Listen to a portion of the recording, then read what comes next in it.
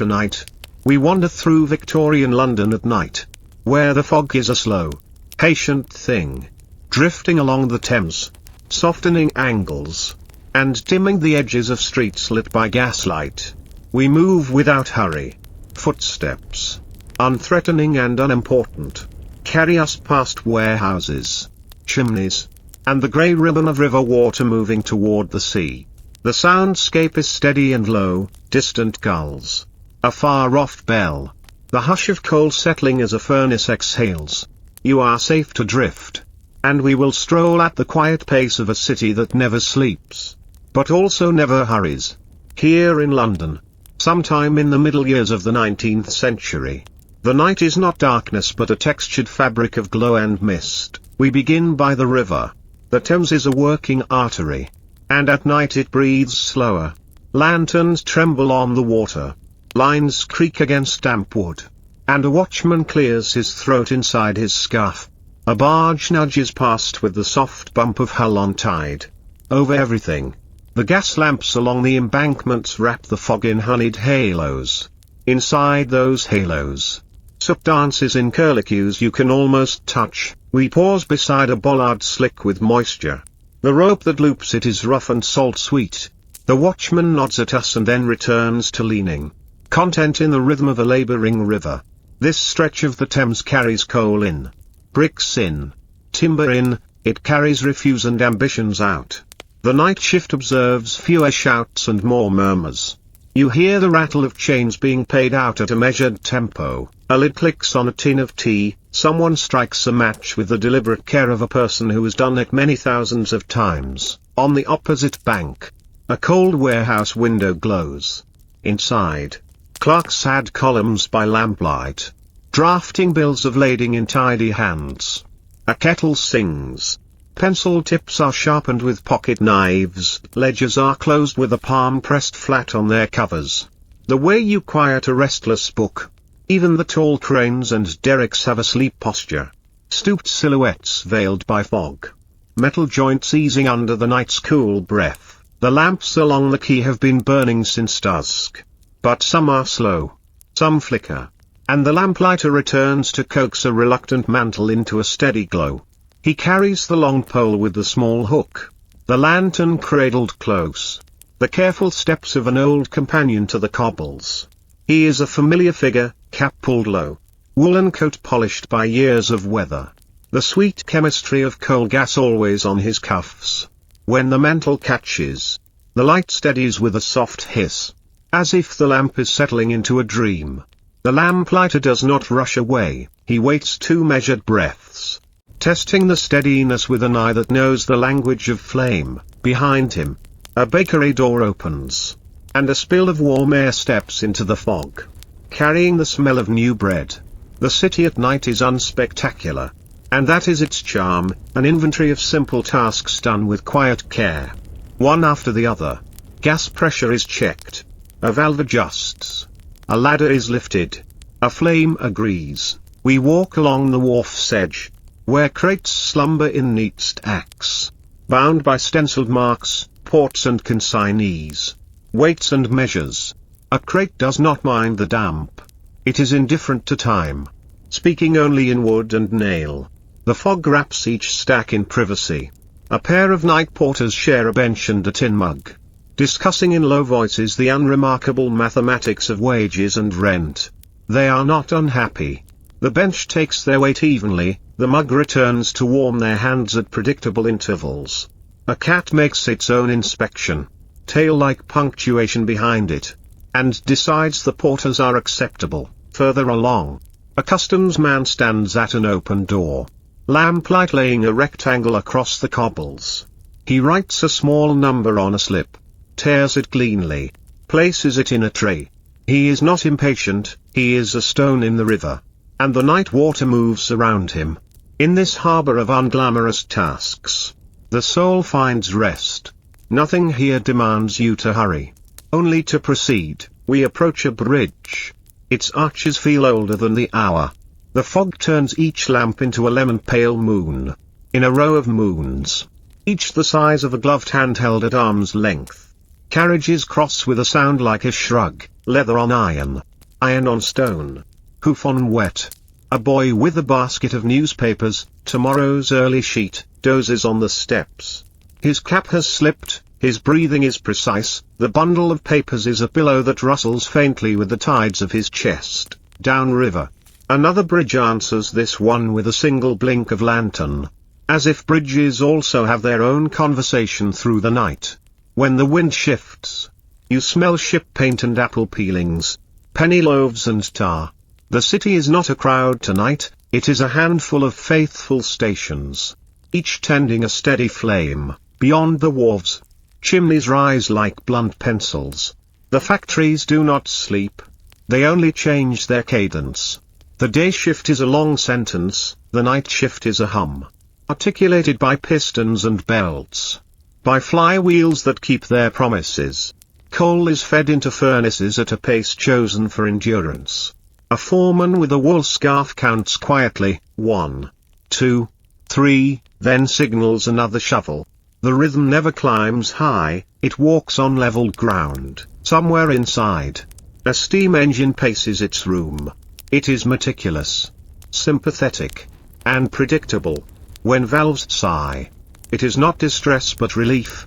The gauges keep their needles almost still. Workers move through this mechanical dusk like monks through cloisters. Each with a task that gives the next person a task that gives the next person a task. A man with oil on his fingers places one measured drop. Then wipes the can's lip with a cloth. And replaces it where it belongs, in one building. Looms speak in low syllables, shuttles whispering through weft. Reeds breathing in and out. Night weaving is less noisy. More concentrated. Like handwriting when the house is asleep. In another. Needles climb and descend in steady flocks. Drawing thread into uniform intentions. The women working here tie knots that are not knots at all. But agreements with the fabric. Quiet agreements that hold as long as the garment does. A kettle rides a small iron stove at the room's corner. A cup is poured. Sugar is stirred, the spoon circles 3 times. Then rests. You could set your watch by these motions. No one does. Because the factory clock already keeps a responsible time. And the bodies in the room know its tone. When it strikes the half hour, it is not a command but a nod. Across the street, a foundry glows from within like a heart behind ribs. Its windows are orange eyelids, half closed. Pouring is rare at this hour, most of the men are attending to molds. Shaping sand with gentle firmness. Tracing channels for metal the way a gardener traces irrigation. When the furnace door opens, the light steps out without hurry. Touches every surface. Then goes back in. The men blink. They have practiced blink timing. They do not squint, they let the light be, outside. The night resumes its slate and silver palette.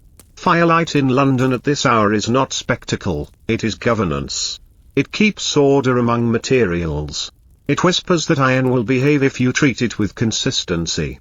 That brass will remember how you carried it yesterday. That copper is a quieter friend than you expect. A constable walks his beat. The heavy gape. The measured stride. The lantern that throws a calm oval at his feet, these are elements of an old procession. He tries each door in turn. Not to suspect, but to confirm. He pauses at corners not because anything will happen, but because corners exist and should be acknowledged. A shop window, dark from closing time, keeps a tidy still life of merchandise, hats on stands, gloves with the fingers joined. A tea set like a small family seated together. The constable meets another at the boundary where their routes shake hands. They exchange notes in brief phrases. The way one might water a plant, enough. But never to excess. They discuss a broken hinge. A sleeping dog. The rumor of a crate due tomorrow. They do not mention weather because the fog mentions itself. We step into a narrow alley between tall brickbacks. Laundry lines are empty. But their pegs remain. Like the keys of a quiet instrument waiting for morning. A cat considers us and discards us in the same thought. The paving stones here are old companions, they have learned the grammar of rain, how to receive. How to host puddles without spilling. At the alley's end is a small court where a pump stands. A boy from the night bakery leans to drink, then puts his palm against the iron to feel the metal's cool language. He believes, correctly, that the pump remembers everyone's touch without judgment. He goes on with his errand, 2 warm loaves in a cloth, carried the way one carries sleeping kittens, inside the bakery. The long table hosts tasks that repeat and never bore. Dough is turned with the heel of the hand, flour is sifted, proofed loaves receive the same harmless blade that gave yesterday's loaves their shallow smile. A woman hums a tune with no edges. The oven is a slow animal, fed at regular intervals, petted with a brush. Its heat is not a threat, it is a held promise. At the back, a slate lists orders for morning delivery, boarding houses, canteens, an early train. Chalk is amended with a damp fingertip. A number adjusted by 1. A name underlined because the proprietor has asked to be sure. The baker nods. Not because he doubts, but because nodding is a way to set intention into the air. We move on to a modest lodging house that has learned how to host the world's sleep. The common room keeps a small fire and a large kettle. Shares are mismatched but all are honest. A woman with sleeves rolled up clears a plate with a single tidy gesture. Scraps into a bucket that will see breakfast pigs. On the mantel, a clock ticks with a wooden patience. Upstairs, the corridor smells of soap and tired boots. Doors close with the sound of paper being folded. A sailor, not drunk but well tired, is shown to a bed with a frame that understands the human back. He places his coin in a saucer. Not because he doubts the landlady, but because the saucer invites coin. He sleeps immediately. And he is the sort of sleeper who will thank his host in the morning with the sincerity of someone who met a bed when he needed one. Outside, the night food sellers make their slow circuit. Oysters in a pail of cold brine, tonight. Fewer. Hot pies ride in a shallow box lined with cloth. A woman with a brass urn pours sweet coffee into thick cups that keep heat like clasped hands. She calls softly. Not to sell, but to inform, coffee if you want it, if not, may your night be gentle. She knows the river shift ends at odd hours and the foundry takes small breaks where a sip can rewrite an hour's mood. A pair of dockers share a pie between them. The pastry releasing a quiet breath when broken. They do not speak much. The pie does the speaking and says, "You have kept watch, now something keeps watch over you." We turn toward a small printing shop where the press is a squat friend with large hands. Its platen lowers like a nod. The compositor sets type in a tray that clinks softly. Letter against letter. With the polite manners of metal. The ink smells faintly of the seaweed and stones it once was. The pressman knows how much ink is exactly enough. More would shout. Less would whisper too faintly. In the corner, under a blanket, a newsboy sleeps until the first stack is ready. The master will wake him gently with a palm on the shoulder and a single word. The boy will rise. And he will not yawn. He will wrap the stack with string as he was taught. And the knot will find the same place it found yesterday, in a small yard between buildings. A watchman tends a brazier. He lifts the iron grate and rearranges coals with the finesse of a gardener adjusting roots.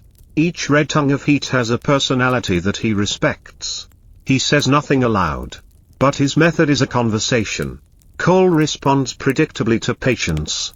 A kettle rests at the edge, always at the edge, where water does not hurry to boil but arrives at it the way one arrives at a thought, by degrees. He pours himself a small tea and returns the kettle to its circle. The brazier is not only heat, it is society. 2 cats accept its membership. They arrange themselves in crescents and close their eyes to slits that say, "The night has hired us to keep it company." And we are diligent. We pass a market wrapped in canvas and twine. Stalls are folded like letters not yet opened. The scent remains: apples, cabbages, fennel, tobacco, rope. A cart stands truncated without its horse, as if someone removed the first half of a sentence. The wheels concede small complaints to the cold. A barrow's handles lean against a post that knows their weight by heart. A single lantern burns inside a fishmonger's shed. A man sharpens a knife with unhurried strokes, collecting the soft ring of steel in a pouch of air. He is not anxious about morning. Morning will come and bring fish, and knife, and buyers. He sharpens now because the act itself calms the hour. A clerk crosses the square with a portfolio under his arm, a ghost of ink still on his thumb. He has left a ledger balanced and a letter sealed, and both will be there tomorrow, unchanged by the night's experiments. He walks not because he must, but because the night has room for his thoughts. His footsteps connect the pages he has closed to the bed he will open. He nods to a constable and receives a nod back. The transaction complete, he passes a chemist's window where bottles stand like quiet cousins in cool colors, blue, green, amber. The labels are a whisper of Latin. Nothing in the window is in a hurry to be used. Remedies can wait. Health is not a drama tonight, but a background chord. On the main road, a carriage emerges. Lanterns making short tunnels in the mist. The horse understands fog, the way a hand understands a familiar glove. Its hooves place commas in the sentence of the street. The driver's coat is a small roof. He holds the reins with respect, not command. The carriage moves on, uncomplicated, and disappears again into a curtain that closes itself gently. Behind it, a single rider passes with a parcel strapped, likely a message from office to office, from one tidy desk to another. He does not gallop, he keeps a civil pace. The night honors speed less than it honors steadiness. We pause at a public house where the inside is a pocket of warmth. The hour is late, the noise has set like pudding. 3 men at a table play a last hand. The cards furry at the corners. The landlord polishes a glass that is already clean. Polish is a way of telling the glass it is appreciated. A coal bucket waits by the hearth, and the iron grate holds a fire reduced to coals that pronounce a small doctrine: we do not blaze, we endure. On the mantel, a small trophy of pewter reflects the flames in soft bruises of light. The door opens for a minute, a draft rehearses the idea of leaving, the door closes, and the room gently forgets the draft ever existed. On a nearby street, a boarding house with floored steps and a prudently kept railing arranges its beds like thoughts you file before sleep. Each bed has 2 blankets and a spread, and the understairs cupboard keeps a pension of extra quilts for nights of mischief from the wind. The house knows its guests by their boots. Boots speak honestly to floorboards. In a small parlor, someone has left a novel face down at a considerate angle, to spare the binding. A pair of spectacles sleeps like a beetle on the arm of a chair. The clock counts out the seconds at exactly the rate of breath. We pass a hospital where the night ward moves in disciplines meant to reassure. Lamps hang at intervals, the glass chimneys have smudges that confess to service. A nurse reads a chart with a finger that does not point but rests. The patients sleep in parallel geographies, each island reached by a narrow bridge of chair and bedside table. A decanter of water holds the lamp's reflection like a tame fish. Down the corridor, a junior doctor writes in a log.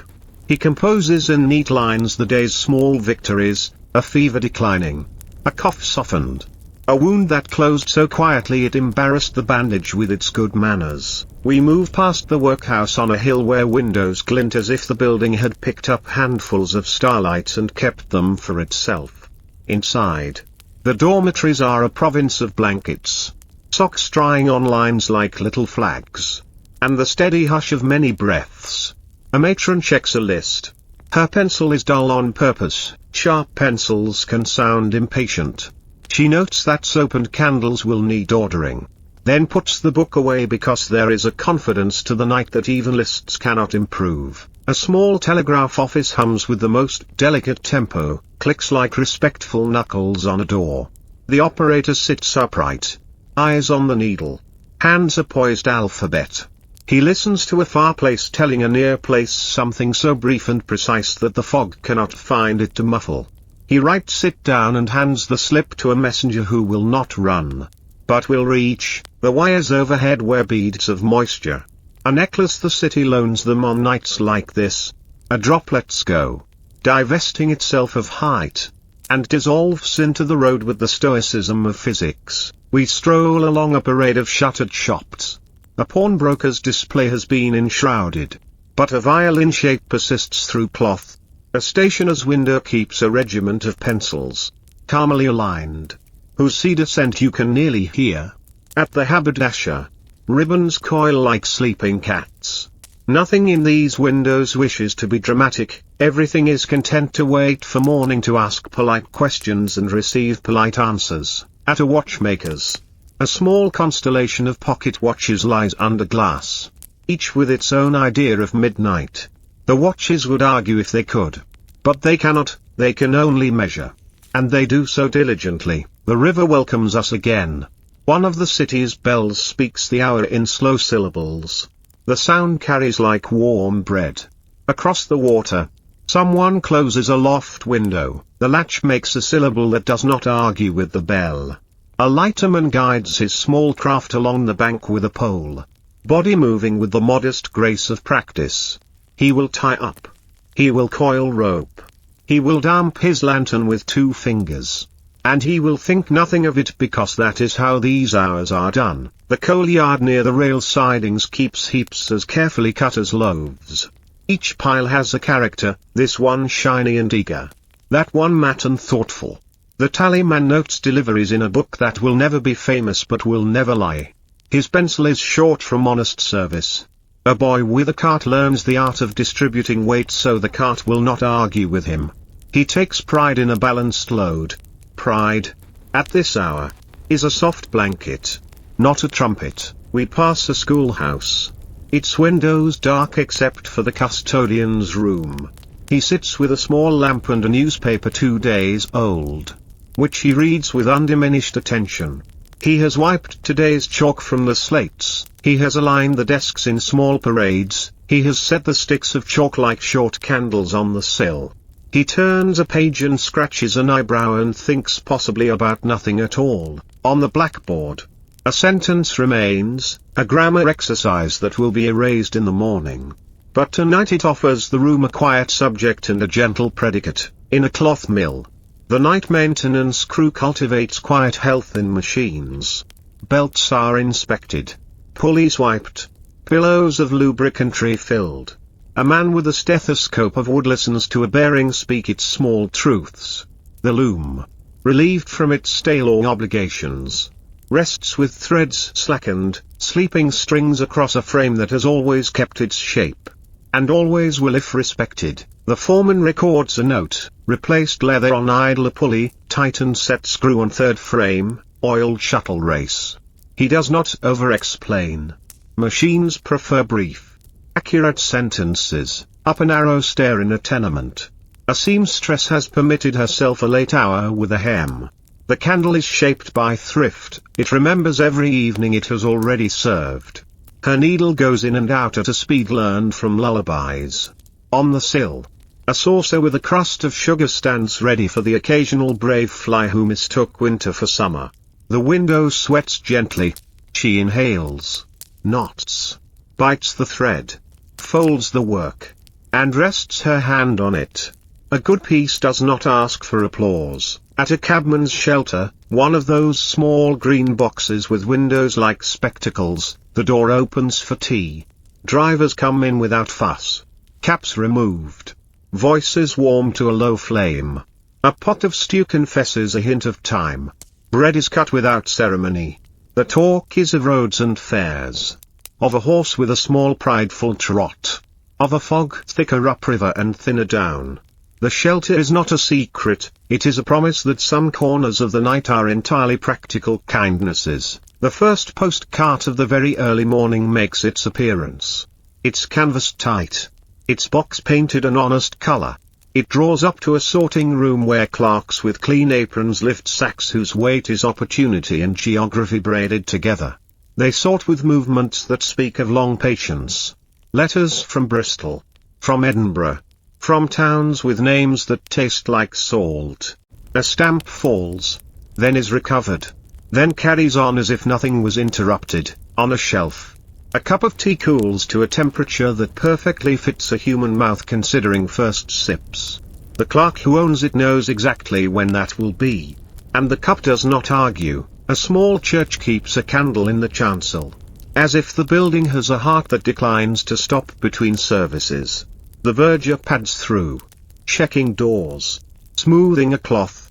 Aligning hymnals with a devotion that does not require audience. He hears the city through stone, the muted grammar of wheels. A far bell from Riverside. The steps of another verger in the church of another neighborhood doing something very similar. There is comfort in such duplication, one ritual answers another across the fog. Far from the first press we saw. A larger newsroom rouses. Copy is carried like bread. Not tossed. Not rushed. A headline sits a while before it is ink. As if the words wish to be certain they belong together. The editor. Coat over shoulders. Lets sentences stand. He crosses out nothing theatrically. He nudges. He suggests. He is a shepherd of clauses and a peacemaker of commas. A boy lights an additional gas jet with a practiced hand, the mantle hisses into its tempered glow. And the page looks ready to be read by 1,000 patient tables. Dawn is nowhere visible yet. But the milkman has his own horizon. He lifts bottles from a crate with a mild clink that calls no one. Wakes no child. The horse approves of this pace. Doorsteps accept glass as if it were a visiting cousin. You could listen to this clink and know the city will be provided for when light arrives. The fog likes milk rounds, it keeps them private and grants them safe passage. We pass once more by the foundry, where a single man closes the ledger for the night with the gravity accorded to a reliable friend. He checks the latch on the door. He turns down the gas. The final glow of coals is a low horizon inside the furnace. A promise kept. The key turns. Then rests in his pocket with coins that defend it from solitude. We end as we began. By the river. The fog is not done.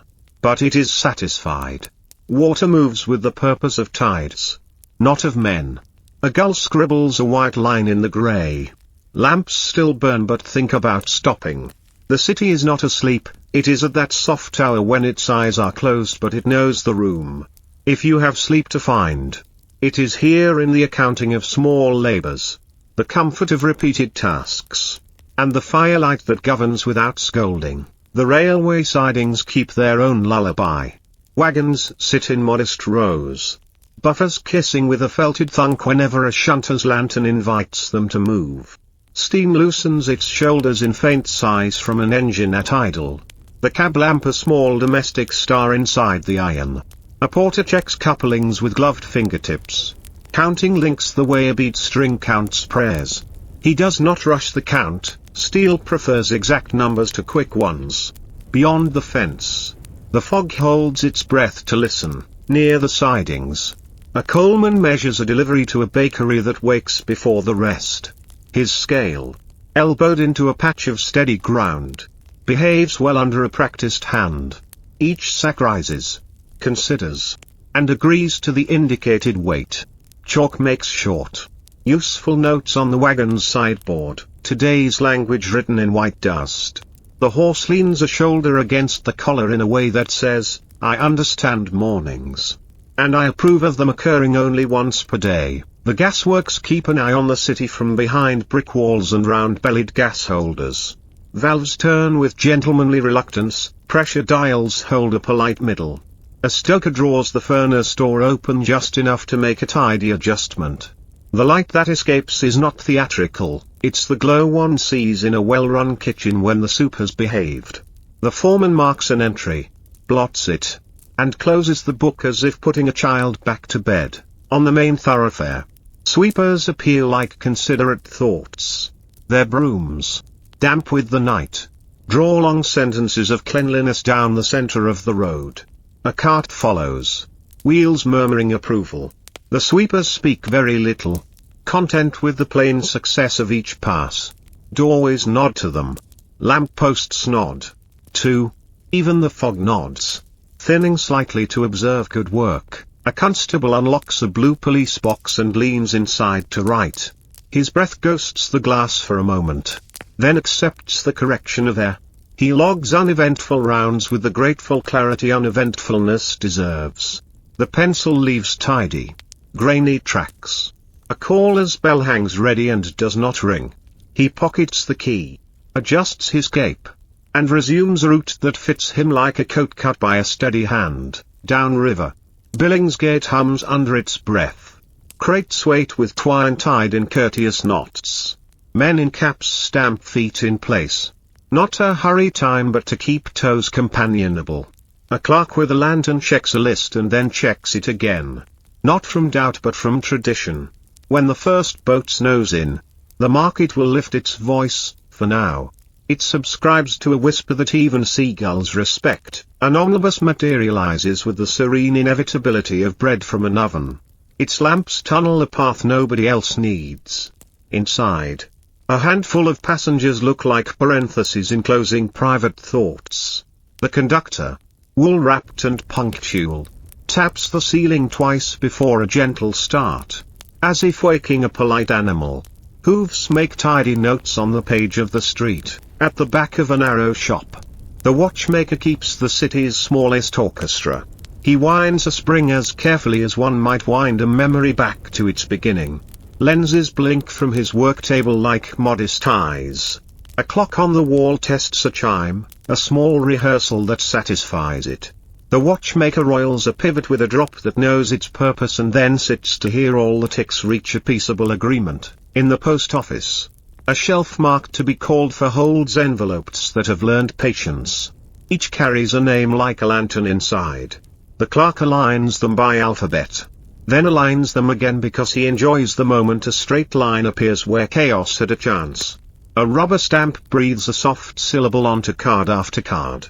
Outside, the postcart answers with a single, contented creak. A small circulating library keeps its windows dim, but inside the stacks hold a stable dusk. Books lean without complaint. A librarian, the last to leave, sets a returned volume into its home with the firmness of a hand on a shoulder. She checks the fire is properly banked, signs the ledger with unadorned script, and leaves a bookmark on her own desk. Not in a book but on a thought she intends to think tomorrow. A barrow rolls soft along the curb, its owner collecting the city's shed skin, a fragment of lace, a bent spoon, a newspaper that drifted from attention. He does not make noise for noise's sake. He knows which doors like to have their clutter forgiven before dawn. His terrier, self-employed, inspects alleys, returns, and walks exactly in the wheel track again. Proof that habit learned well is comfort embodied. Up a plain stair, a tenant sits with tea in a cup that has seen leagues of evenings. The window clouds, clears, clouds again. From the neighboring room comes the purr of a sewing machine doing an unambitious hem. A kettle pips on a hob, asks permission to boil, and is told yes. The building itself seems to breathe gently through the gaps in its doors. Everyone inside is held, and holding, on a corner. Boys collect, hands tucked, caps low, each with a twine-cut groove on a finger from tying bundles. Jokes arrive carefully, like birds hopping near crumbs.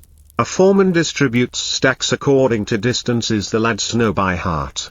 The first boy sets off at a pace that respects cobbles, the last lingers, balancing his pile like a small city-held square, in a churchyard. Stones attend in rows, modest and attentive. The verger appears with the same key that visited the nave earlier.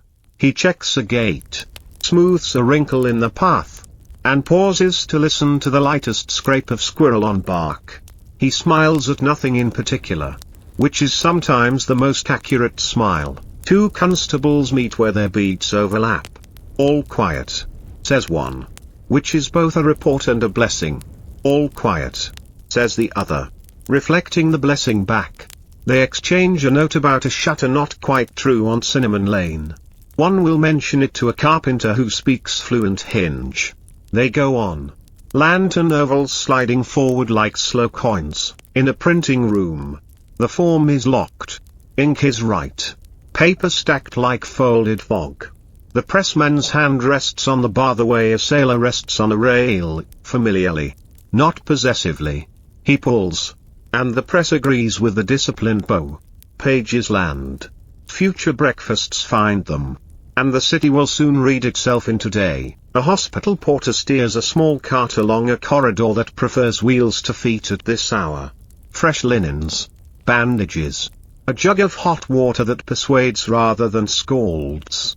The night nurse signs for them with a signature that floats. A patient stirs, sees her, rests again. Because the sight of an organized person tends to cancel needless waking, back on a quiet row of houses. A door opens just enough for a hand to collect a bottle, leaving a coin and a folded note that says only, "Thank you for the early call." The milkman has collected whole neighborhoods of such notes and keeps them as medals in a pocket made of habit. The horse flicks an ear and considers this fine progress. Near Covent Garden, barrows bloom from nowhere. Buckets filling with damp-stemmed color, the fog turns to watercolor. A woman in a shawl arranges violets whose perfume understands restraint. She tightens a ribbon, sets a price that would please both sides of a bargain, and sips tea from a cup that has chipped in a dignified place. When she laughs with another seller, the sound is brief and clean as a cut stem. Back to the river, a shed window lifts and out comes the aroma of eggs that have acquired the correct acquaintance with heat. Bread half slices. Butter behaving at the edge of cold and warm. Men step in by twos. Put hat brims on a nail. And let the first mouthful remind them that the day can be met fully fed and fully calm. Someone tells a small story about a rope that found its purpose yesterday. The story lands on the table and sits there like a friendly gull. A telegraph office wakes a fraction more. Messages stretch and become sentences. The operator's hand quickens, never urgently, always correctly. A distant town says good morning by saying only a number. And London replies with another. It is a conversation about timetables and intentions. The kind that will deliver a person to a platform at the exact time their hat expected, in a street that understands cotton and wool. A tailor trims a thread that dared to be longer than necessary. He chalks a sleeve head with a semicircle that would satisfy a schoolmaster of geometry. His apprentice stands quietly in the doorway, tasting the morning to see if it is ready for customers. "Nearly," says the tailor. Not using his mouth, the lamplighter reappears with the same pole, but a different purpose. One by one, he encourages the lamps toward rest. Each glass chimney receives a brief, fatherly glance. A hiss subsides. The fog, losing its chandelier, becomes simpler. Birds test their throats in tiny experiments that pass for songs. The lamplighter nods as if approving a choir he did not train but secretly enjoys. At a small set of steps, a waterman unties a rope that never knots itself, though it sometimes pretends to. He seats a solitary fare whose case is light but whose errand feels weighty. Oars find their familiar rock. The river, which has been practicing all night, now performs. And the boat slides across a lane of silver that did not exist a moment ago. The school custodian opens shutters. Pale light folds into the room like paper being taught a new shape. Desks shine the way honest wood shines when told it is morning. Slates wait. The chalk sentence on the board gains the faintest shadow and looks pleased at its grammar. A chemist sets out a bell and a mat and a jar of barley sweets for children who will not come for hours but whose future is remembered. Bottles come to the cylinder line that implies an orderly mind. The sign in the window promises advice and delivers it in measured teaspoons. The chemist straightens a label by the width of a breath. A carrier's cart receives packages with the sound of decisions being made. Twine crosses itself into bows that saluted yesterday and will salute tomorrow. Addresses, written in various hands, agree nevertheless on direction. The carrier flicks a strap, checks a buckle, and gives the horse a word that means both now and as always. At the bakery we met in darkness. The door stands wide to let in a dilute gold. Loaves stand shoulder to shoulder, all of them having passed the examination of the oven. Customers arrive with purses polite enough not to jingle. The baker wraps a warm loaf in paper that remembers forests. And for a moment the entire street smells like the correct answer to a kind question. In an office upstairs, A reporter completes a paragraph whose end was hiding. He has a period that looks like a lighthouse seen from a distance, small. Necessary. He sands the page. Shakes it once. And lays it flat as if tucking it in. Outside. A vendor calls the news, the reporter hears his work become public air and is satisfied without ceremony. The city lifts its collar against a breezy kindness and decides, collectively, to be daytime. Carriages draw firm lines. Hooves annotate corners. Doors choose open. Windows accept their reflections. People greet. Cats decide which windowsills deserve them. The fog, asked politely to make room for light, agrees. We turn once more to the river, the old advisor. The constant. Barges attend. Gulls attend. And in a warehouse a clerk draws the first fresh line in a new day's ledger. If you have slept, the night kept your place. If you rested with eyes open, the city rested with you. Victorian London has led you from the hush of hours to the soft handshake of morning. And it does so without trumpets. Without insistence, only with habit. Flame. Fog. And the reliable kindness of small work done well. You can keep walking. If you like. There are markets warming and chimneys thinking. Ironing boards to unfold and train whistles deciding on which note to begin. But you may also stop on this cobble and simply breathe with London as it fastens the first button of its day. The lamp behind you has gone out, the one inside you burns steadily and is in no hurry to change. On a side street, costermongers raise barrows rails. The hinges behaving like small yawns. Apples show their shy polish. A man weighs a plum in his palm. More to greet it than to judge it. Paper cones are stacked. Nested little trumpets that will never blare. Someone chalks fresh on a board. Then softens the chalk line with a thumb so the word looks as kindly as it means. At the bridge, fog loosens to a pale gauze. Lamps. Recently persuaded to rest. Keep a memory of flame like a thought you can't quite lose, pleasant. Undemanding. Hooves leave commas that refuse to be periods. Two porters carry a crate between them. Matching steps as if the crate were conducting. A sparrow rehearses an entire song and decides to keep only half. From a public wash house. A faint, clean steam drifts into the street. Inside. Copper boilers speak in round syllables. A woman folds a shirt to the measure of her forearm. Crisp has a decision. Soap has a smell that tells the spine to stand quietly straighter. One basket leaves lighter than it came. And the door clicks with a gratitude that the hinges have been practicing since last week. A barber turns his sign and wakes the mirrors. Brushes lift their hair like fields in a breeze. Strops accept the friendly scrape of steel. He arranges bottles in a line that could pass inspection by any regiment of sunlight. A first customer sits. And the towel's warmth is neither too much nor too little. In the glass. A face remembers it owns a mouth and chooses a small smile. Across the way, the ironmonger draws back shutters and lets the neat clink of fittings reintroduce themselves to the day. Hinges speaking hinge. Latches demonstrating latch. He checks a coil of wire for the pleasure of a good circle. Then sets it down like a coin placed where it exactly belongs. A boy enters with a broken handle and leaves with a handle that is not broken. He doesn't look back. Because when things are repaired properly, they do not beg for admiration. A park yawns in green. Keepers push a small roller across a path so the day's first shoes will have an honest surface. Ducks criticize the water, then accept it anyway. A nursemaid with a perambulator chooses a bench that has proven its patience. The perambulator hums the secret note known to wheels that carry sleeping cargo. Trees display new light on old bark. Nothing rushes to prove morning, morning proves itself. Two riders take the row at a polite canter that offends neither dew nor gravel. Saddles talk to levers in courteous squeaks. The horses breathe in white puffs like small boilers with excellent manners. Grooms jog behind. Not burdened. Merely companionable. The city watches and nods as if to say, yes. That is exactly how hooves should sound at this hour. A sweep sets his rods together, click, click, Click, an assembly that remembers itself. He glances up at a stack whose mouth is still thinking about smoke. "We'll keep you honest," he says to it. And the stack, being brick, keeps its counsel. A lark climbs its own ladder. Soot and song share the sky.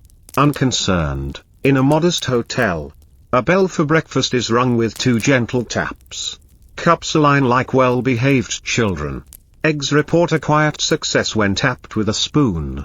Toast explores the boundary between warm and crisp and settles in the country of both. Someone lifts the lid on marmalade and the room receives an orange morning as surely as if a sun had been sliced. In a narrow workroom, dressmakers lift calico and let it fall to prove the drape. Chalk breathes lines, scissors reply with long, agreeable sighs. Thread unspools with the measured excitement of ribbon at a birthday. A bell on the door tries a single ring and is satisfied it still remembers its purpose. Past a music hall whose evenings are braver. A caretaker sweeps the foyer of yesterday's confetti of dust. Posters of bold nights blink in the flatter light. And the stage, unpainted and honest without limelight, reveals itself as sturdy floorboards ready for the feet of any story. He oils the hinge of a door that creaked in the key of G and now prefers silence. He hums, and the empty seats keep the tune without effort. At a bank, a porter polishes the brass plate that knows its name so well it doesn't need letters. Inside, ledgers take their places with the gravity of cats taking a windowsill. A clerk tests the tally counter, click, click, then lets it sleep until it is truly wanted. Coins arrive in cloth bags and touch the countertop with the sound of agreed-upon values. No one raises a voice, numbers prefer civility. At the magistrate's court, an usher opens windows just enough to let in a thread of the outside, carriage song. Shoe grammar. A rumour of bakery. Benches are dusted with the attention given to simple furniture that holds complicated stories. The Bible on the stand is not heavy, but it feels like responsibility distilled. A clock checks its hands against the day and finds no fault. Children gather before the school. Comma shapes in jackets. Occasionally an exclamation mark with a new cap. The bell rings in a font every ear can read. Slate pencils. Newly sharpened. Imagine alphabets. A girl shows a pressed leaf to a boy with the seriousness such artifacts deserve. The master stands at the door with an expression that has retired from thunder and now practices fair weather. At the apothecary, scales receive a careful few grains that would be negligible if they were not indispensable. Mortar and pestle hold a slow conversation. Labels, written by the same hand for years. A line. A mother buys a cordial that has comforted many throats without ambition. The bell above the door refuses to ring twice for the same person. Out of good breeding, the bookseller chooses a volume for the display, essays that lean towards sunlight. He sets it on a stand with the neutrality of a judge and the hope of a gardener. A schoolboy spends 2 coins and leaves with a grammar that will behave for him if he behaves for it. The bookseller returns the change as if it were advice. Now the market's fine volume, not loud, just fulfilled. Costers call in friendly tones. The way you might call a cat that already intends to come. Crates surrender to emptiness by degrees. Ribbons on flower bunches catch a light their colors were designed for. Fishmonger knives flash like punctuation in a paragraph that smells salt and clean. Bargains become stories that both sides can tell at dinner. At the station, ticket windows open like eyes. Lids sliding. Glass bright. A clerk stamps the date. And the date stands taller for being noticed. A woman buys a ticket with a sigh that belongs to travel rather than worry. The porter, with competence button all the way up, shoulders a valise that is not heavy enough to tell him about its contents. Down at the docks, cranes take their morning posture, staid, considerate. Hooks find slings as if remembering old friendships. Captains argue lightly with tides and always lose happily. A foreman lifts a hand and the whole pier keeps time by it. Someone laughs the soft laugh of a man who trusted a knot and was right. Letter carriers. Satchels snug. Step into the grid of streets like ink onto ruled paper. Dogs with diplomatic immunity pretend not to notice them. Doors open the width of a smile. Accept envelopes. Close without prejudice.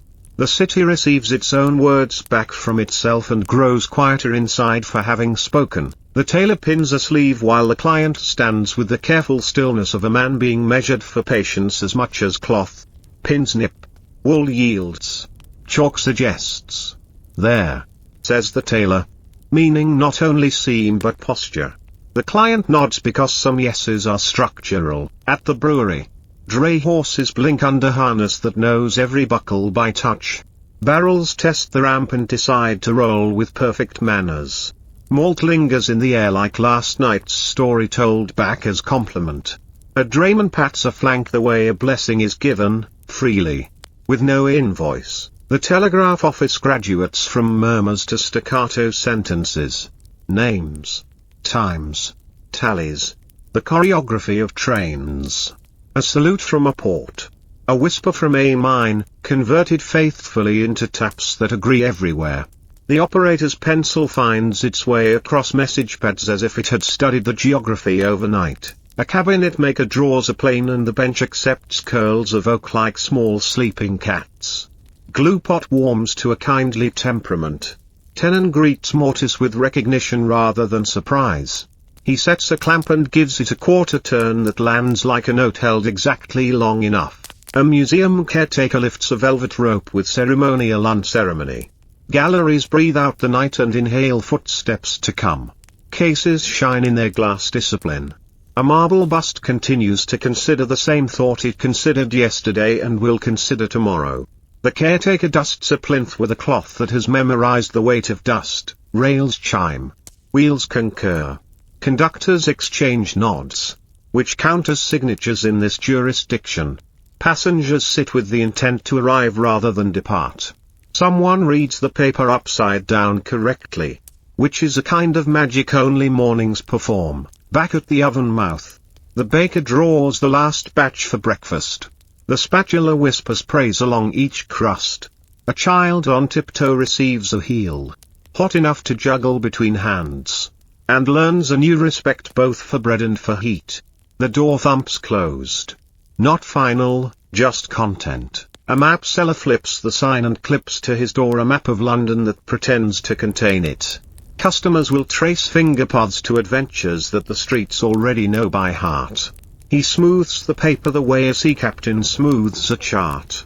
And the day agrees to be navigable. The Thames carries barges with the composure of a good sentence carrying long clauses. Sunlight, having negotiated with cloud and fog, lays down a path across the water that boats are happy to believe in. A lighterman whistles a small part of a tune and the river, if it had lips, would whistle the harmony. Factory whistles remind the blocks around them that time has a backbone. Workers file in, not marching, simply agreeing. The engines, who kept a dignified hum through the night, accept a little more throttle without complaint. An oiler glances at a gauge and approves in the accent of his eyebrows. Headlines make their rounds onto tables where jam, butter, and opinion share space. Someone reads aloud a sentence and then reads it again slower, improving it purely by pace. Cups chime plates. Spoons perform at mezzo piano. And the day's first arguments are not disagreements but invitations. In a narrow muse, a cat renegotiates a truce with a pigeon on a roof. Terms remain as yesterday. A window is open to exactly the same angle as always. The angle that says fresh without saying draft. A woman waters a plant that lives here honestly.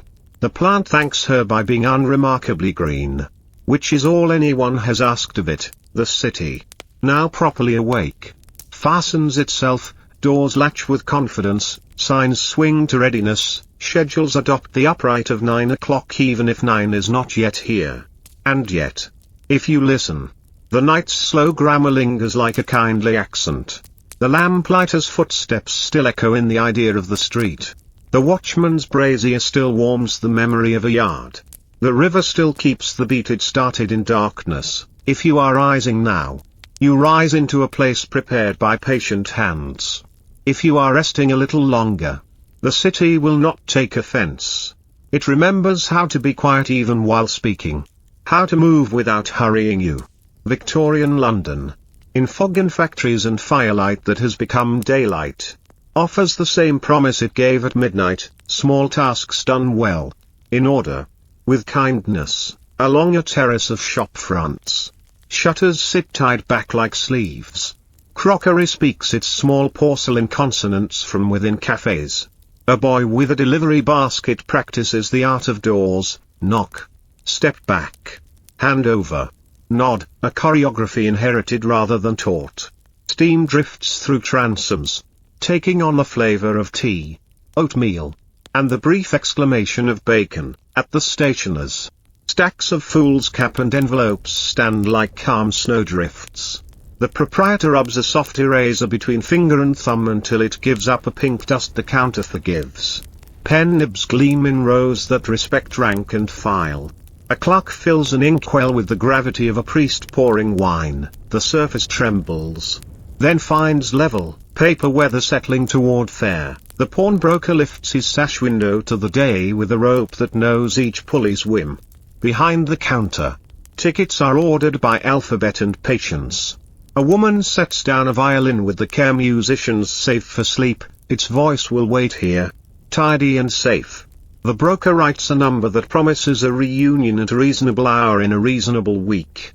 Everybody nods. Arrangements like these prefer nods to speeches. Up a narrow stair. A portraitist opens the blind to north light that does not shout. The chair is angled with a compass known to the eye. Charcoal remembers faces it has already greeted and agrees to meet one more. The sitter arrives. Folds hat and gloves. And finds stillness kindly possible. Looks slightly left. Says the painter in a voice that has no corners. On a corner barrow. Cabbages arrange themselves into domes of good intention. Carrots align their tassels to demonstrate civility. The greengrocer rechalks prices so the 2s and 5s share a family resemblance. A child points at oranges piled like cheerful planets. One is lifted down. Weighed. And becomes a sun in a small hand, in the bootmaker's shop. An all sets commas into leather while the last, a wooden foot with patience, holds the sentence together. Waxed thread hums through punched holes. The bootmaker warms a heel with his palm, teaching it to be a heel. Outside. A customer paces, tests steps. Tiny verdicts. The boots answer with a low confidence, we were made the slow way, we will walk the long way, back by the river. Sunlight now holds the water to a standard of brightness the fog once deferred. A tug nudges a string of barges with the parental firmness of a schoolmaster. Rope fibers show their small, proud fray where work has been done. The tide confers with pilings. And everyone agrees on height without argument. In a counting house, clerks take their desks as soldiers take their posts. Though no one is at war and the only conquest is clarity. Columns accept figures that behave. A blotter lifts a shine into matte modesty. Stamps approve, inked, pressed, lifted. A quiet tick from the mantel clock curates the seconds into an exhibition of order, at a tenement window. A seamstress turns her work the way a gardener turns a pot toward sun. The stitch count holds true.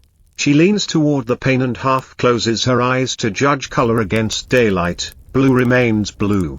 And therefore the day is honest. Down in the street, the coalman whistles 2 notes that mean he is on schedule. In a bindery smelling of paste and linen thread. Signatures become gatherings. Gatherings become a book, the way minutes become an hour if you mind them. A press screws down with deliberate sympathy. Gold leaf shivers like a secret and then agrees to letters. The binder rubs the spine with a cloth that has learned how to polish without boasting. Inside a coffee house, newspapers rustle like low surf. A barrister reads down a column and plants a fingertip on the line that matters. A writer shapes a sentence until it stops wriggling. Cups return to saucers with soft accuracy. Someone drops a coin into a saucer for the boy who runs errands. The coin lands so squarely the saucer thanks it. In a yard behind a narrow arch, a rag-dealer sings to his sorting piles, cotton here, wool there, bone in the bin for buttons. His tune is a ledger with melody. A girl helps. Proud of the day she learned the difference by touch alone. A cart comes for the bones, the driver clicks to his horse. Who gives the cart a patient shoulder, back at the telegraph. Names sketch journeys on paper, Brighton, York, Bristol, Dover, each a direction carved into time. The operator's hand is quick. Never hurried, he wears speed like a well-sized glove. A boy waits for the reply that will start his day meaningfully. The needle clacks, the boy smiles. A path exists now that did not exist an hour ago. In factories, engines rise from hum to statement. Never to shout. Belts flatten. Wheels say yes. A foreman touches the back of a gearbox like a doctor greeting a wrist and finds the temperature acceptable. A window is pinned in the open position. And the air, civil, industrious, passes through wearing coal and bread on its sleeve, on a respectable street. A parlor organ sighs into a hymn as a housemaid dusts the fallboard. She pauses to listen to the last note seeking a place to live. It chooses the stairwell. Politely, the mistress hums a bar and the house agrees to be in tune today. At a haberdasher, a headline sheds ink onto conversation, hats nod. Ribbons witness. A customer asks for the sober blue. And receives fabric that behaves in storm or wedding. The bell above the door notes each arrival like a footman with flawless memory. In a narrow parlor, morning post becomes afternoon intent. A letter from a cousin announces a baby, a bill from a coal merchant reminds the fire of its debts, an invitation chooses a date for laughter. Paper makes decisions kinder by letting them sit a while before they answer back. Benches host the city's small parliaments. A pair of clerks dispute cricket with the gravity it deserves. A nursemaid counts stitches. An old man memorizes clouds and then graciously forgets them so he can memorize new ones. Pigeons hold a silent quorum. The fountain gives evidence without needing a lawyer. A tinsmith turns a seam that will not leak. A cooper tests a hoop that refuses drama. A glazier palms putty to the softness glass understands. Every shop hums a scale of useful. In the alley, a dog curls into a sun puddle shaped to fit him and is thereby perfect. Back at the lodging house we knew by firelight. A tray travels upstairs, bread, jam, a cup, the atlas of the morning edition folded to a continent of interest. A guest laughs at a line that was not meant as a joke and loves it anyway. The hallway listens and is improved by the sound. The river lanes grow busy without hurry. Oars prescribe ovals into water practiced at receiving ovals. A gull steals a glance at a fisherman's crust and loses the case in a court of fairness. The fisherman eats the crust with ceremony suitable to a victory that happens daily. Shops have warmed, factories glide, markets smile with fewer teeth showing. Noon approaches like a polite uncle who knocks and then goes for a little walk before entering. The city tidies its morning work where it stands. Ready to continue. Ready to pause. A clockmaker adjusts a regulator by the width of a breath. Moving noon a whisper to its proper seat.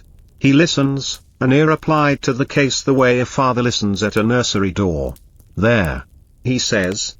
And the pendulum replies with law-abiding swings. A pillar box yields its red mouthful to a postman who understands that hope travels at a human walking pace and arrives on time more often than not. He closes the slot with a hand that blesses as it shuts. The cart receives the bag. A horse treads a sentence toward the sorting room we visited in darkness. Behind the terraces, lines of washing lift to sky, shirts signaling treaty, sheets declaring peace. Pegs grasp with wooden certainty. A breeze audits the work and approves. Somewhere, a sleeve slaps a cheek lightly and is forgiven immediately. The museum fills to a whisper that respects stone. Children point at a giant's femur with the authority of small experts. A docent folds a story into 3 pieces and hands one to each listener. The bust we admired earlier continues its long, thoughtful task of being almost alive. Drays pull up at a public house. Barrels descend a ramp with the good manners of round things loved by gravity. The landlord writes a number, pats a cask, and tosses a coin into a boy's hand with the accuracy of a promise fulfilled. The cellar smells of oak and satisfactory plans. A messenger hat tilted just so brings a note, fittings at 4. If the light holds, the hat maker bows to the messenger's hat in a comedy of hats played deadpan. Nothing else is needed, the day understands. And will keep the hour ready, by now.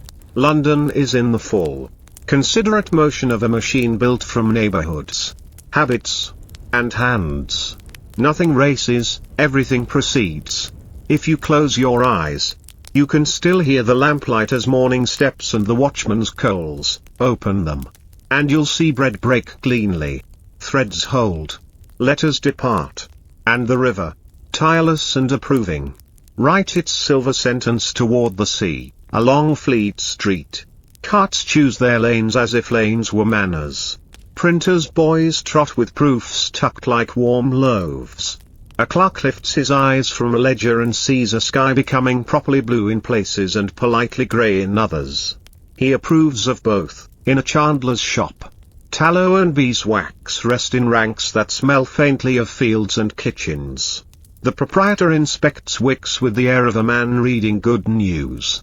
He sets aside a dozen tapers for a church that trusts him and a handful of stouter candles for a lodging house that prefers promises to surprises. Smithfield, after its early clamour, breathes in an orderly bass. Barrows tilt to be scrubbed. Knives receive honest soap. Men lean on rails and talk about weather that has already happened and will, with luck, happen again. A dog, rich with ambition but poor in plans, decides to nap under a bench and achieves excellence at once. A law clerk carries a parcel wrapped in twine and certainty. He crosses a court where steps echo as if the stones were rehearsing a case. His hat is exactly right, his pace is exactly right, the day, witnessing, chooses to be exactly right as well. Down by the river, the embankment wears its light like a newly brushed coat. Boats nose the wall with the patience of animals that understand tide tables. A bench remembers last night's fog and keeps that memory the way wood keeps warmth, quietly, for whoever sits next, at a draper's. Bolts of cloth lean like well-bred relatives at a wedding. Fingers test the fall of serge, the whisper of muslin, the argument of tweed. The draper measures with a tape that never lies and smiles with a mouth that seldom needs to. Chalk marks bloom like tame snow. A woman folds 2 letters into her pocket and becomes a sequence of destinations: the bank, the apothecary, a visit to a friend who always says stay a bit and always means it. Her steps stitch streets together into a small, complete quilt. The foundry we knew by lamplight now speaks in a confident alto. Molds accept their lot, sand receives the print of patterns with unshowy fidelity. When a ladle tips, everyone abides, the way a congregation abides a hymn, attentive, useful, precise. Heat wears its good behavior openly. Holborn widens like a courteous host. A milliner's window holds hats that could change a day by half a degree. A news vendor calls headlines. His voice a ribbon rather than a trumpet. The pavement decides to host all this without complaint and succeeds. On a residential square, a maid beats a rug, and the rug forgives her at once. A canary approves of everything from a windowsill throne. The house across the way receives milk on its step and says nothing. Because gratitude can be silent and still be complete. Within the museum, footsteps measure the galleries. School children orbit a sarcophagus in a tidy galaxy. A docent allows a moment's hush to bloom before explaining a century with 4 kind sentences. Even marble seems to listen. Our watchmaker tilts a case toward light and sees the escapement obey. He closes the back with a click that writes the word done in the language of brass. The customer smiles, which is coin enough for craft and a tip besides. At the bridge, fog has retreated to thoughtful corners. The river shows muscle and grace in equal parts. A boy counts barges and reaches a number that pleases him. When he tells his mother, she says indeed, which improves the number further. Back in the bindery, a title receives leaf and becomes legible to touch as well as sight. The binder breathes once, slow, to let the letters settle. He lays the book aside the way one lays a sleeping child. Then begins another. Because good work invites more of itself. The city stands on noon's threshold. Bells consult each other. A cloud gives way, a sunbeam finds a windowsill and decides to stay. Lunch appetites announce themselves without petition: pie, a slice of cheese, a pint that behaves, or tea poured like a decision that will not need apologizing for later. In a pie shop, cutlery barely whispers. Gravy minds its borders. A man with a newspaper folds it so he can share a line with a stranger. Both laugh softly. A duet that tidies the room.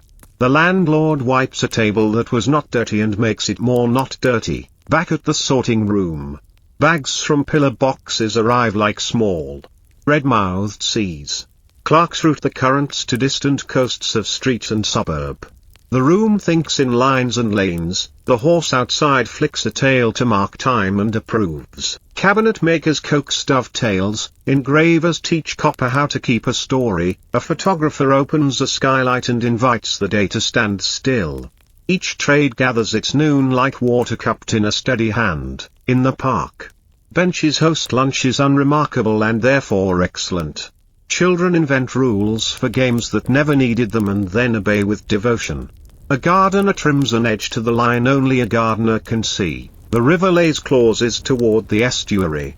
A tug nudges a barge that thought to sulk and persuades it into purpose. Ropes creak in their old dialect. Seagulls annotate margins. Impartial and satisfied, looms, having sung the morning, hum the afternoon in a lower key. The oiler listens to a bearing and decides it is content. Windows stand open to a width that invites air but not dust. The clock counts the hour without scolding. An elderly gentleman purchases a tonic he has purchased every fortnight since fortnights learned to count. The chemist wraps it in paper that remembers its folding. A coin changes hands, a good day changes the street. In the circulating library, pages turn like distant rain.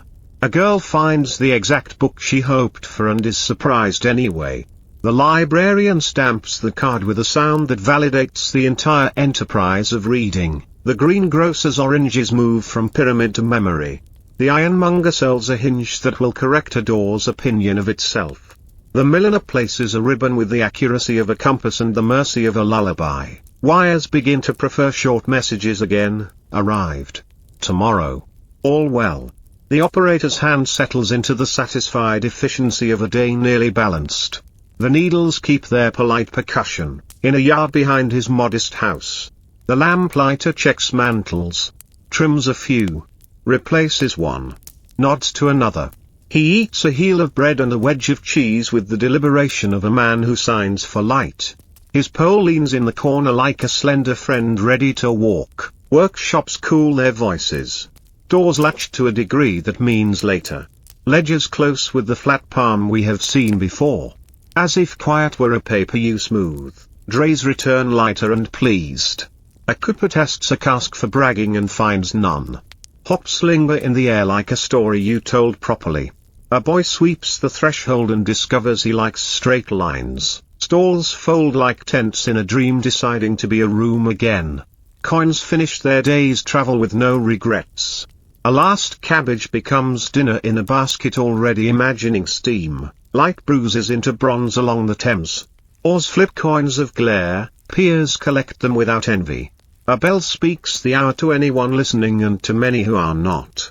Which is how bells do kindness. Windows find lamps.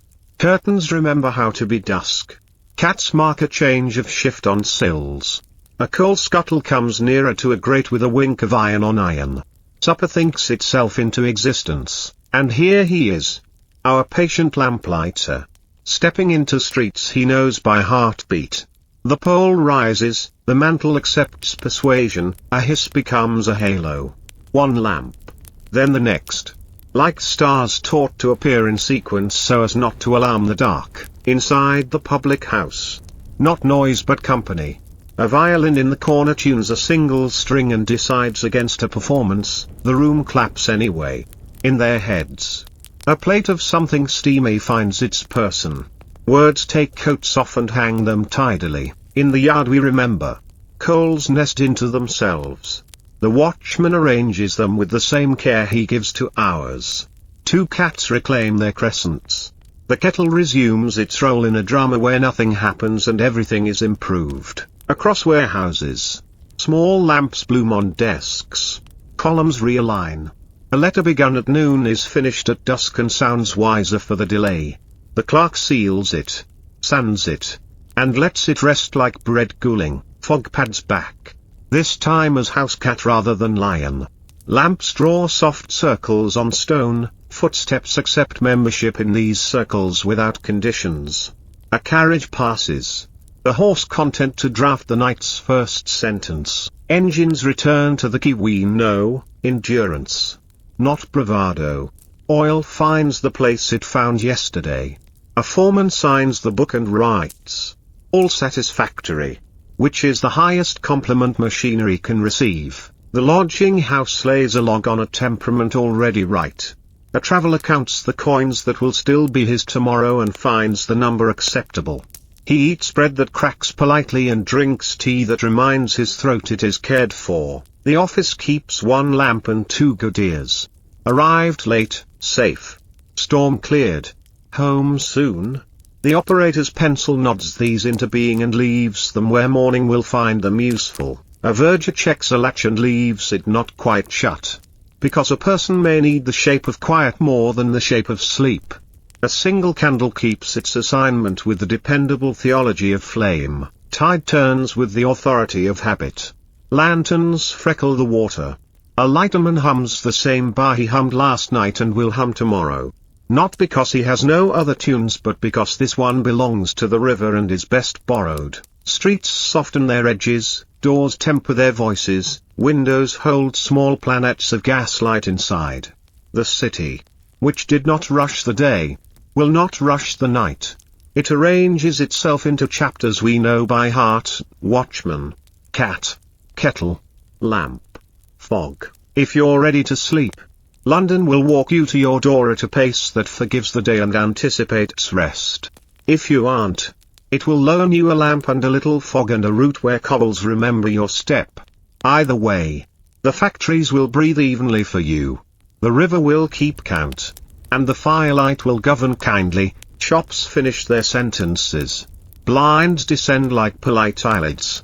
A last customer steps out with a parcel tucked neatly into the crook of an arm. The way a thought is kept until morning. Door latches speak the small click that means, later. Not never. Along a terrace.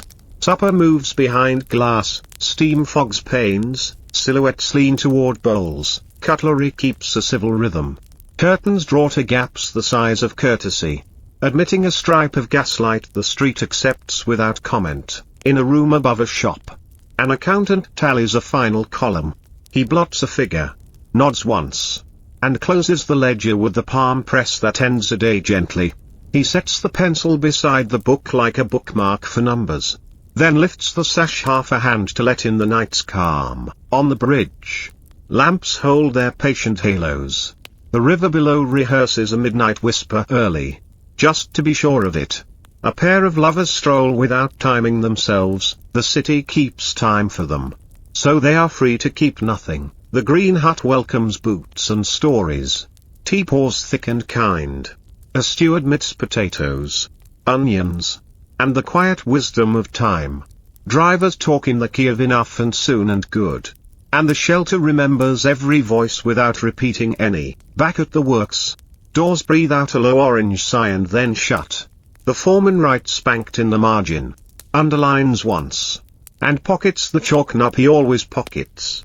Heat lingers like a promise kept. Our watchmaker turns a tiny key in a tiny case, listens for the satisfied tick, and smiles as if someone has agreed to meet him tomorrow at precisely the right minute.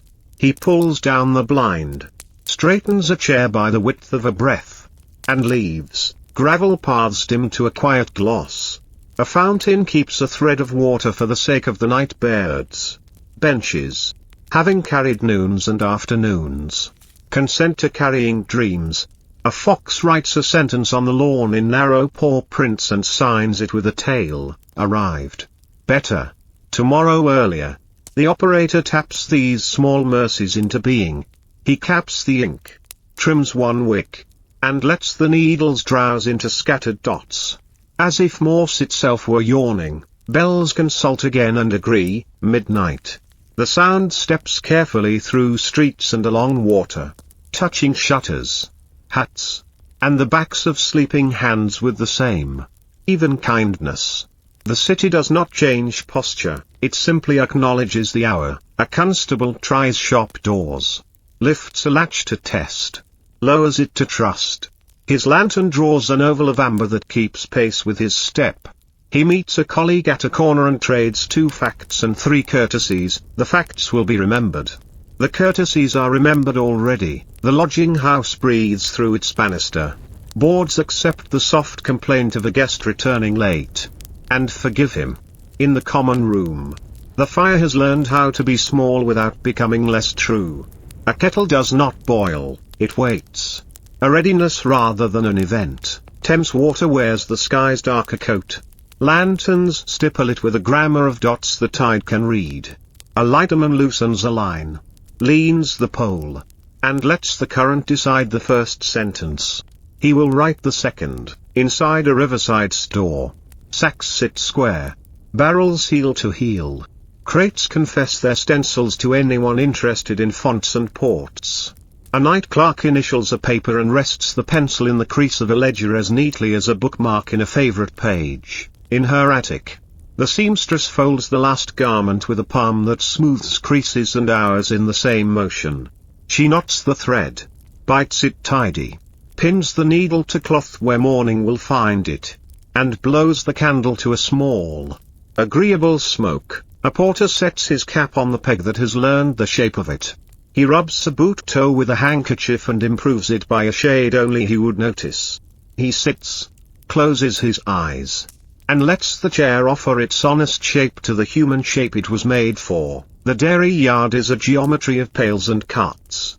A man with a pencil tucked above his ear counts bottles in fours. Fours behave. A horse shifts weight and sends a small thunder up one leg, the kind of thunder streets approve of. Dawn is a rumor here, but a credible one. Gas holders loom like sleeping giants who breathe evenly. A stoker adjusts a gate with the slow authority of someone who prefers prevention to repair. On a slate, a chalk line shortens a column and lengthens certainty. A blue door stands shyly open on a mews. Inside, a woman mends a bridle by a lamplight. The leather warm with old journeys.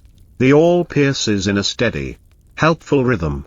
She stops, listens to the city listening, and nods without needing a reason. In the printing rooms now quiet, stacks of the data come sleep in flat, clean piles. Ink dreams of becoming words in hands.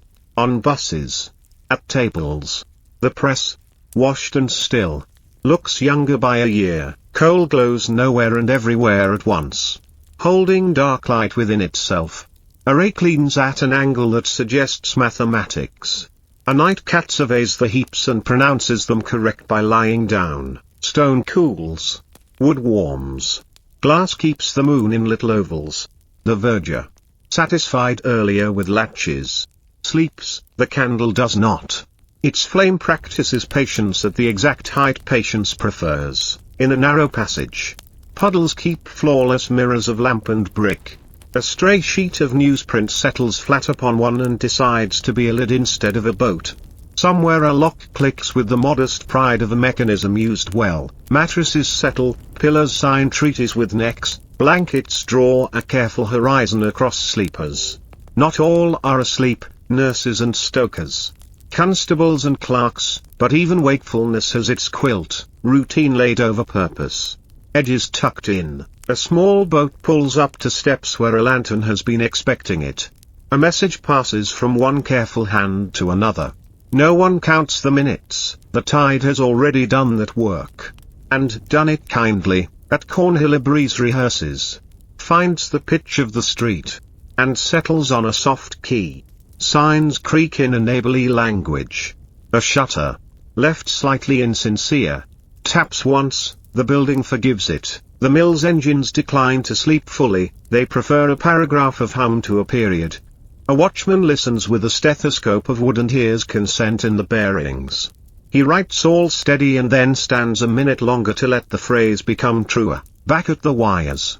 The operator pours tea that has waited at the edge of a boil for exactly the right patience. A single message arrives, 4 words that repair a household in another district. He smiles at the map on the wall as if the map had done the errand. At a corner, a pie seller with a small lamp makes one final round. A watchman buys the last pie out of principle and out of appetite. In that order. The crust breaks with a polite exhale. And the night feels finished and also ongoing. A boy nods, a rope answers, a gull writes the letter S across a dark page and leaves no ink behind. The current registers each piling like the beads of a rosary, steady, familiar, consoling. A cat defeats the sill by occupying it. Inside, a child's toy regiment stands an unwatched guard and is nevertheless faithful. The clock on the mantel says the same thing over and over and is thanked for it. Flour answers hands, dough agrees to shape, ovens remember their duty and resume it. The score slasher draws a car mark on a risen loaf and thus writes the first smile of the morning.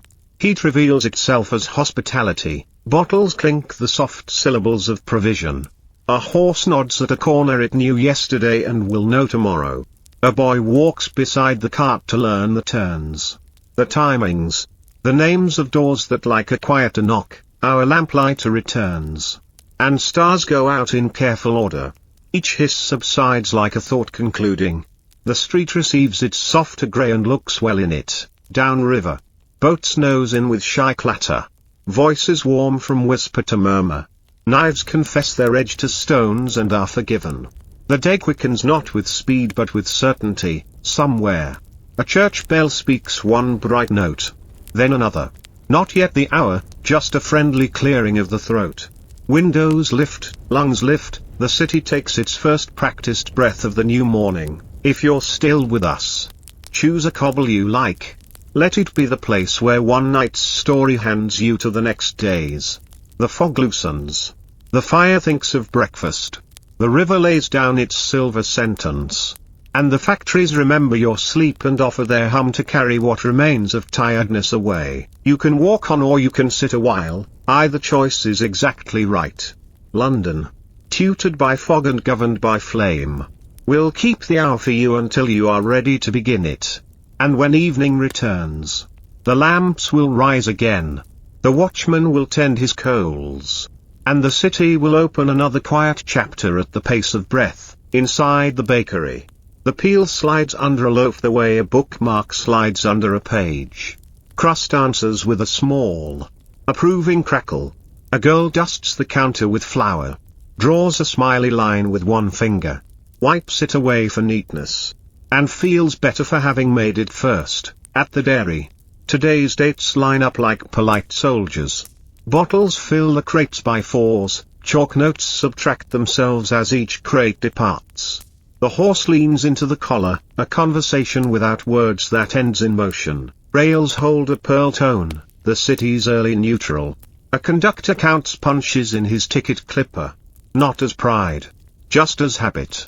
The tram hums a single line that knows exactly where it's going. No faster than breath and no slower than need. In a yard behind brick, a basin receives the day's first sleeves. Steam rises modestly. Lends its small warmth to air that hasn't picked a temperature yet.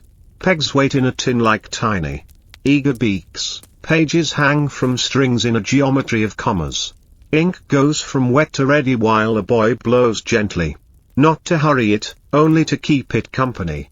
The foreman tests a sheet, the headline behaves, a day promises to be legible. At the gasworks, dials rest in their preferred angles. A stoker marks steady and then circles it. Because it's a nice word to look at. Someone laughs once at nothing, it sounds like confidence. Boats pronounce their arrivals with rope and crate. A knife whispers itself sharp along a stone. A man tips a pail and sends a clean river back to the river. The gulls read the board and take only punctuation. He tries the last door again because the habit is older than his boots. The latch answers truthfully, he writes secure. Tucks the pencil. and feels his pocket become exact in weight. He will surrender the night like a key, gladly. Carefully, fog loosens its weave, lamps lose a little authority and don't mind. The river shows a strip of tin between beams. A woman delivering bread crosses with a basket that smells like yes. A man with a valise and a girl with a parcel share a bench and let London scroll by. Between them a polite distance, above them straps that have steadied thousands. The conductor taps twice. An agreement with both time and cobbles. A sleeve head sits correctly at last. Chalk says so. The mirror concurs. The tailor nods once, ceremony complete. He covers the piece with muslin as if placing a blanket on a satisfied thought. Water crosses its final, tiny threshold. The landlady sets cups by saucers that match only in intention. Bread meets butter, jam adds a paragraph. Someone yawns and forgives yesterday. He takes the long pole and moves through streets he knows like an old book. One mantle hushes. Then the next. The light stepping indoors where it will be needed differently. He counts not to arrive at a number, but to keep a rhythm. A broom draws parallel lines the width of a child's stride. The master tries the bell for pitch, it rings true. Resolves to silence. Desks wait with slates. Chalk writes a date that already looks correct. Colors stand in a disciplined cheerfulness. A measuring tape curls into a tidy nautilus and pretends it is not proud.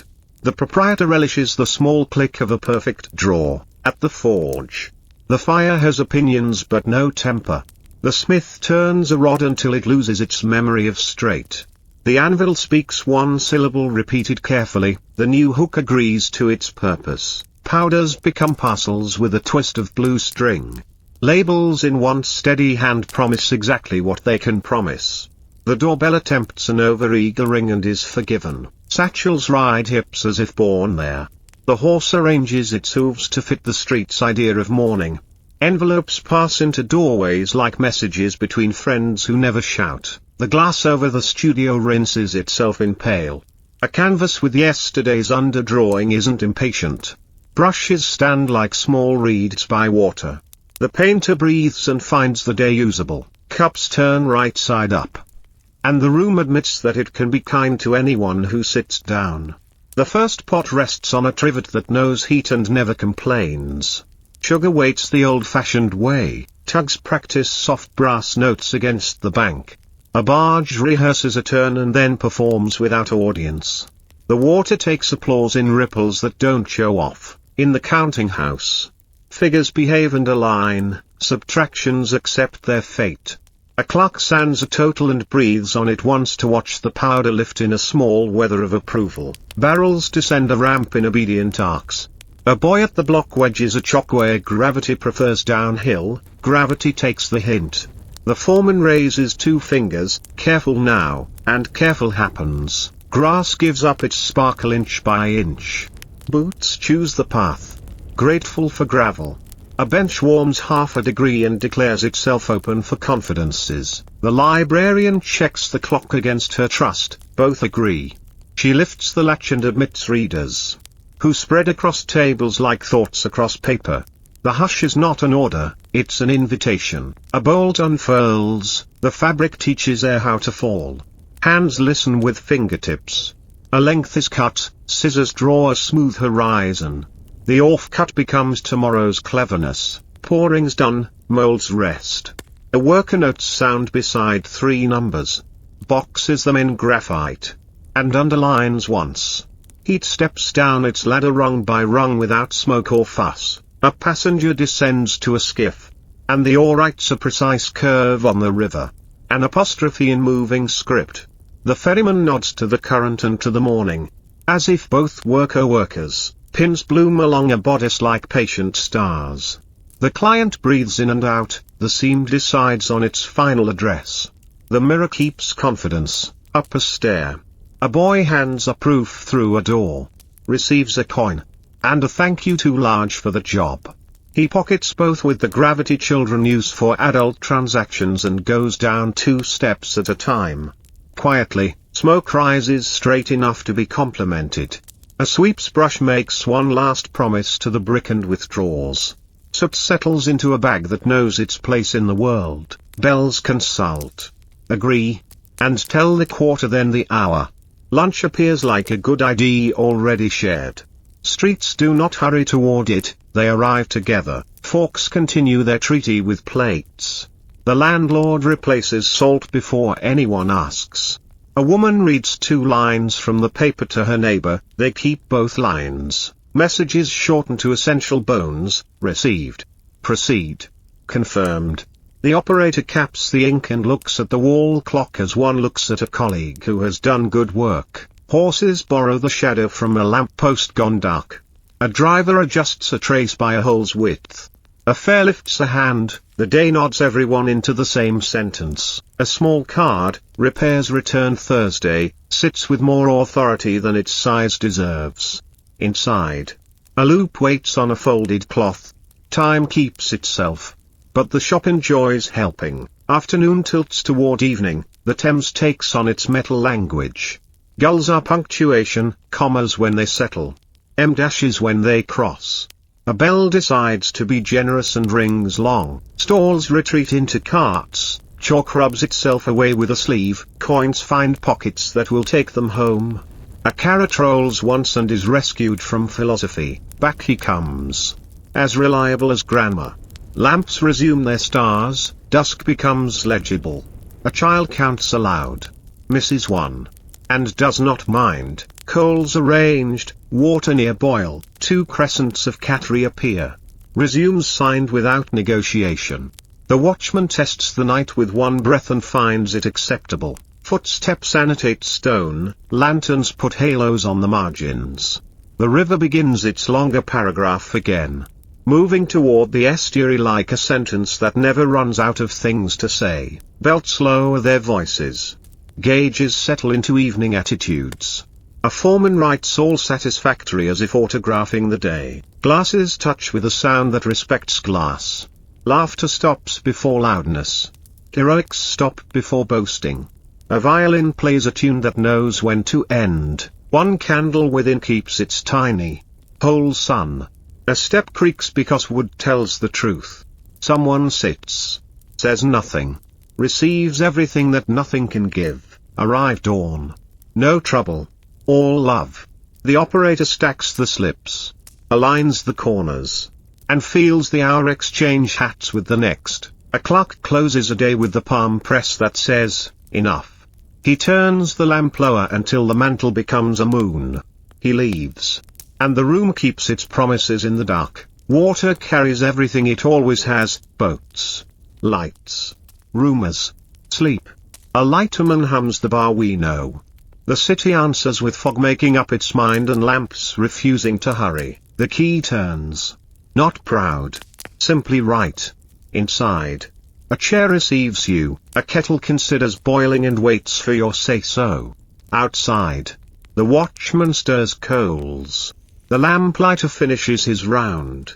And London begins again, the lullaby learned long before us and will keep long after, small work done well. In order. With kindness. If you wish to rest, rest. If you wish to walk on. The cobbles remember your step. Either way. The city, fog-schooled, fire-governed, keeps the hour for you until sleep finds you. Unhurried and certain. Once more.